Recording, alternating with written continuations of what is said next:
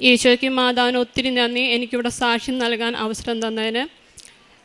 പേര് റിഞ്ചു, അങ്കമാലിൽ നിന്നാണ് വരുന്നത്. 2024 ഏപ്രിൽ 10 ഞാൻ ഇവിടെ ഉടമ്പടി എടുക്കാൻ വന്നത്. കാരണം എൻ്റെ മകൻ പൂർണ്ണാരോഗ്യവാനായി ജൂണിൽ ക്ലാസ്സിൽ പോകാൻ വേണ്ടി. അവൻ അങ്ങനെ തന്നെ ജൂൺ 1 തുടങ്ങി അവൻ ക്ലാസ്സിൽ പോയി തുടങ്ങി. കാരണം എന്താണെന്ന് വെച്ചാൽ ഞാൻ ഒരു വീഡിയോ കാണിക്കാം. ഞാൻ ഉടമ്പടി എടുക്കാൻ വരുമ്പോൾ അവൻ്റെ അവസ്ഥ ഇതായിരുന്നു. അതിനുശേഷം അവൻ പൂർണ്ണ ആരോഗ്യവാനായി സ്കൂളിൽ പോയി. സാഹചര്യം എന്താണെന്ന് വെച്ചാൽ അവൻ നല്ല കുട്ടിയായിരുന്നു. ജാനുവരി 17 2024 ജാനുവരി 17 അവൻ പാമ്പും കോണി കളിക്കുന്നതിനിടയ്ക്ക് ഈ കരു വിഴുങ്ങി വായിലിട്ട് വിഴുങ്ങിയത് കൊണ്ട് അവൻ്റെ ഇവിടെ വന്ന് കിടന്ന് അങ്കമാലി ഞങ്ങൾ ആശുപത്രി കൊണ്ടുപോയി. ആ ക്യാഷ്വാലിറ്റിയിൽ വെച്ച് തന്നെ അവൻ്റെ തൊണ്ട തുളച്ച് സാധനം എടുത്തു. അതെടുക്കാൻ എത്ര ഡിലേ വന്നതുകൊണ്ട് അവൻ്റെ ഓക്സിജൻ ലെവൽ കുറഞ്ഞു. വെൻറ്റിലേറ്ററിലായിരുന്നു അവൻ. അതെടുത്ത ശേഷം ഡോക്ടർ എന്നോട് പറഞ്ഞത് അവൻ എത്ര ദിവസം വെൻറ്റിലേറ്ററിൽ കിടക്കുമെന്നോ അവൻ്റെ ഏതെങ്കിലും ഓർഗന് ബാധിച്ചേക്കാം, നമുക്കൊന്നും പറയാൻ പറ്റത്തില്ല എന്ന് പറഞ്ഞു.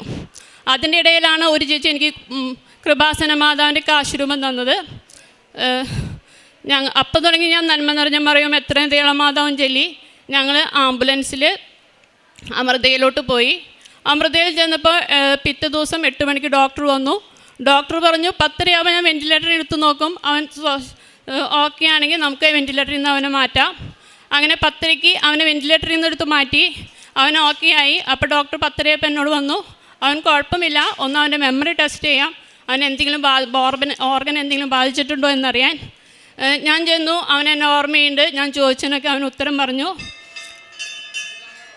അതിനുശേഷം ഡോക്ടർ പറഞ്ഞു ഓക്സിജൻ ലെവൽ കുറഞ്ഞതുകൊണ്ട് 3 ദിവസത്തിനുള്ളിൽ അവന് ഫിക്സ് വരുമെന്ന്. ഞങ്ങൾ PIC തന്നെ കിടന്നു. ആ ദിവസങ്ങളിൽ ഞാൻ നന്നായി പ്രാർത്ഥിക്കാൻ എനിക്ക് കിട്ടിയ അവസരമായിരുന്നു. അവൻ്റെ ഈ അവസ്ഥ അറിഞ്ഞ് മെസ്സേജ് പാസേജ് ധാരാളം പ്രാർത്ഥനകൾ അവന് കിട്ടി. അതിൻ്റെ ഫലമായി 3 ദിവസം അവർ നോക്കിയിട്ടും അവന് ഫിക്സ് വന്നില്ല. ഞങ്ങൾ 4ാമത്തെ ദിവസം വാർഡിലോട്ട് മാറ്റി. ഞായറാഴ്ച ഉച്ചയായപ്പോൾ അവൻ പറഞ്ഞു എനിക്ക് തലവേദന എടുക്കുന്നു.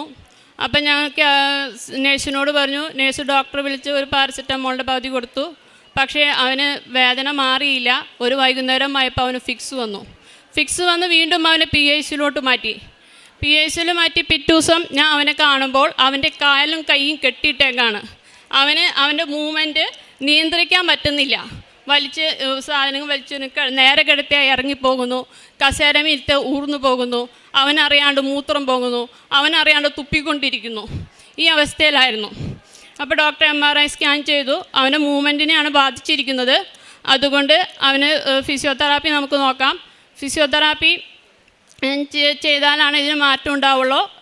നിങ്ങളുടെ അടുത്ത് ഫിസിയോതെറാപ്പി കിട്ടുകയാണെങ്കിൽ നിങ്ങൾ ഡിസ്ചാർജ് പോയി അതാണ് നല്ലതെന്ന് പറഞ്ഞു. ഞങ്ങൾ അവിടുന്ന് 2 ആഴ്ച കഴിഞ്ഞ് ഞങ്ങൾ വീട്ടിലോട്ട് വന്നു. അങ്ങനെ ഫിസിയോതെറാപ്പി ചെയ്ത് ഒരാഴ്ച കഴിഞ്ഞ് അവൻ പയ്യെ എഴുന്നേറ്റ് നിന്നു തുടങ്ങി. ഒരാഴ്ച ഫിസിയോതെറാപ്പിസ്റ്റ് വരാൻ കോൾഡ് ആയതുകൊണ്ട് ആ മാഡം വന്നില്ല. പിറ്റേ ദിവസം അവൻ്റെ മൂവ്മെൻറ്റ് കൂടി തുടങ്ങി. അപ്പോഴാണ് എൻ്റെ സുഹൃത്ത് പറഞ്ഞ് നമുക്കൊന്ന് ഉടമ്പടി, ഞാൻ കൃപാസനത്തിൽ വരുന്നുണ്ട്, നീയും വരുന്നു, നമുക്കൊന്ന് ഉടമ്പടി എടുക്കാമെന്ന്. അങ്ങനെ ഏപ്രിൽ മാസം ഞാൻ വന്ന് ഇവിടെ ഉടമ്പടി എടുത്തു. ഉടമ്പടി എടുത്ത് അതിന് ശേഷം ഞങ്ങൾ വേറെ സെക്ഷനിൽ ഫിസിയോതെറാപ്പി പോയപ്പോൾ ആ മാഡം പറഞ്ഞു 10 വയസ്സിനുള്ളിൽ ഇവൻ്റെ മൂവ്മെൻറ്റ് നമുക്ക് കൺട്രോൾ ചെയ്യാമെന്നാണ് പറഞ്ഞത്. അവന് 8 വയസ്സുള്ളപ്പോഴാണ് ഇത് വന്നേ. കറക്റ്റ് ഞങ്ങൾ ജൂണിലായപ്പോൾ അവൻ്റെ എല്ലാ മൂവ്മെൻറ്റും മാതാവ് നേരെയാക്കി തന്നു. അവനൊരു പ്രശ്നമില്ല. അവൻ നല്ല കുട്ടിയാണ്. എല്ലാത്തിനും ക്ലാസ്സിലും എടുക്കാനാണ്. എല്ലാത്തിനും ദൈവമാതാവ് അവനെ ഒത്തിരി അനുഗ്രഹിച്ചു. ഞാൻ ഉടമ്പടി എടുത്ത ശേഷം എല്ലാ ദിവസവും പള്ളിയിൽ പോവും, എല്ലാ മാസവും കുമ്പസാരിക്കും, പറ്റുന്ന സഹായങ്ങൾ എല്ലാവർക്കും ചെയ്യും. അവനെയും ഞാൻ എല്ലാ ദിവസവും തന്നെ മാക്സിമം പള്ളിയും കൊണ്ടുപോകാൻ നോക്കും. ദൈവമാതാവിന് ഈശോയ്ക്ക് ഒത്തിരി നന്ദി. യേശയ്യാ പ്രവാചകൻ്റെ പുസ്തകം 41 അധ്യായം 10 മുതലുള്ള വാക്യങ്ങൾ. ഭയപ്പെടേണ്ട, ഞാൻ നിന്നോട് കൂടെയുണ്ട്. സംഭ്രമിക്കേണ്ട, ഞാനാണ് നിൻ്റെ ദൈവം. ഞാൻ നിന്നെ ശക്തിപ്പെടുത്തുകയും സഹായിക്കുകയും ചെയ്യും. എൻ്റെ വിജയകരമായ വലത്ത് കൈകൊണ്ട് ഞാൻ നിന്നെ താങ്ങി നിർത്തും. പരിശുദ്ധ അമ്മയുടെ പ്രത്യക്ഷീകരണ സാക്ഷിയായിട്ട് റിഞ്ചു ജോസഫ് അങ്കമാലി തൻ്റെ അനുഭവ സാക്ഷി നമുക്ക് മുമ്പിൽ പങ്കുവെക്കുകയായിരുന്നു. ഈ മകളുടെ വാക്കുകളിൽ നമുക്ക് എല്ലാ കാര്യങ്ങളും വ്യക്തമായിരുന്നു. കാരണം ഉടമ്പടി എടുക്കാനുണ്ടായ കാരണമെന്ന് പറയുക ഈ മകൻ്റെ തന്നെ വന്നുപോയ ഒരു അപകടം തന്നെയാണ്. ഒരു കരുവിഴുങ്ങുവാനും അതിനെ തുടർന്നുണ്ടായ ത്രോട്ട് ഓപ്പറേഷൻ ചെയ്യുകയും അതിനെ തുടർന്ന് വെന്റിലേറ്ററിൽ ആകുകയൊക്കെ ചെയ്യുന്നുണ്ട്. എന്നാൽ തുടർന്ന് തന്നെ ഡോക്ടറിൻ്റെ മറുപടി പ്രകാരം, കാരണം ഇതിന് ശേഷം എന്തെങ്കിലുമൊക്കെ അവയവങ്ങളിലൊക്കെ എന്തെങ്കിലുമൊക്കെ പ്രശ്നങ്ങൾ ഉണ്ടാകാമെന്നാണ് ഡോക്ടർ പറഞ്ഞിരുന്നത്. എന്നാൽ തുടർന്ന് 5 ദിവസത്തിന് ശേഷം ഫിക്സ് വരികയും ഫിക്സിന് ശേഷമാണെങ്കിലും ഇവൻ്റെ ശരീരം തന്നെ നിയന്ത്രിക്കാൻ പറ്റാത്ത രീതിയിലേക്കാണ് വരിക. കസേരയിരുന്നാൽ ഊർന്നു വീഴുക, തുപ്പുക, അങ്ങനെയുള്ള നിരവധിയായ പ്രശ്നങ്ങളിലൂടെയാണ് കടന്നായ ഒരു ഉടമ്പടിയിൽ ഉറച്ച വിശ്വാസത്തിലൂടെയാണ് ഇവിടെ വരിക. പരിശുദ്ധ അമ്മയുടെ ഒരു വലിയ സംരക്ഷണത്തിലൂടെ ഉടമ്പടി എടുത്തതിന് ശേഷം, കാരണം 10 വയസ്സിനുള്ളിൽ ഇത് പൂർണ്ണമായിട്ട് മാറ്റാമെന്നാണ് ഫിസിയോതെറാപ്പിസ്റ്റിലെല്ലാം പറഞ്ഞതെങ്കിലും ഇവിടെ വന്ന് ഉടമ്പടി എടുത്ത് പ്രാർത്ഥിച്ചതിൻ്റെ ഫലമായിട്ട് ഈ മകനെ പഴയ രൂപത്തിൽ ഈ അമ്മയ്ക്ക് തിരിച്ചു നൽകുകയാണ്. പരിശുദ്ധ അമ്മയോടുള്ള ഉറച്ചൊരു വിശ്വാസവും ഉടമ്പടിയുടെ ജീവിതത്തെ പൂർണ്ണമായിട്ടും ചേർത്തിർത്തിയുള്ള ഒരു ജീവിതം തന്നെയാണ് ഈ മകനെ പൂർണ്ണ ആരോഗ്യവാനായിട്ട് തിരിച്ചു കൊടുക്കുവാനായിട്ട് സാധിക്കുകയൊക്കെ ചെയ്തത്. നമുക്കും പരിശുദ്ധ അമ്മയുടെ നന്ദിയോടൊരു പ്രാർത്ഥിക്കാം.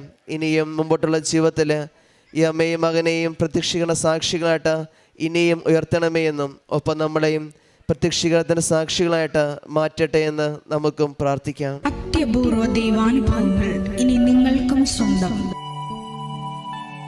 ഈ യൂട്യൂബ് ചാനൽ ഇതുവരെ സബ്സ്ക്രൈബ് ചെയ്തിട്ടില്ലെങ്കിൽ ഇപ്പോൾ തന്നെ സബ്സ്ക്രൈബ് ചെയ്യുക.